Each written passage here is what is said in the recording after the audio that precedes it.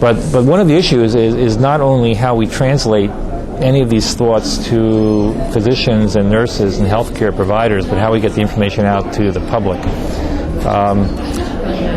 The public is kind of an interesting biphasic group of people. You know, there's those who are very health conscious, who are searching for information, who are hitting all the websites and newspapers, and this is a captive population, but we have to make sure they're getting credible information, because you can get lots of information in various places, and we need to be able to provide very credible information. I'm a volunteer for the American Heart Association, and we make very, very clear, as best we possibly can, that all the information we provide through the American Heart Association is based upon science. And I know the Vulnerable Plaque website is also very much keyed to the evolving science, keeping the physicians up to date on what the evolving science is.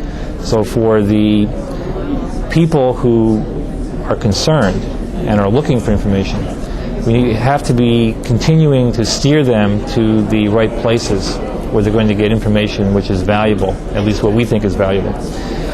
That's one part of the population. The other part of the population is really the challenge, because these are the people who don't understand, aren't getting health messages, are smoking, are eating the wrong things, are not exercising, they're obese. You know, the huge problems we have right now in this country with obesity and diabetes and smoking, these are all preventable risk factors that are not controlled well right now, and again are going to be leading to the next wave of the cardiovascular epidemic over the next 10 or 20 years. Look at what's going on in our teenagers. So our teenagers and young adults need to be getting better health messages. Our ethnic and racial minorities in inner cities, where there's incredible risk factors: hypertension, diabetes, overweight, lack of exercise, and smoking. We're not getting information to those people. So here we need some very basic, fundamental mechanisms for delivering healthcare messages, and many of them are not going to be going to websites. We need to be getting into the communities through more effective community programs, perhaps through community centers, perhaps through churches or other places of worship, where maybe only one member of the family goes to a religious service during the week, but that might be the person who also makes dietary thoughts about the family, and maybe also makes healthcare decisions as well.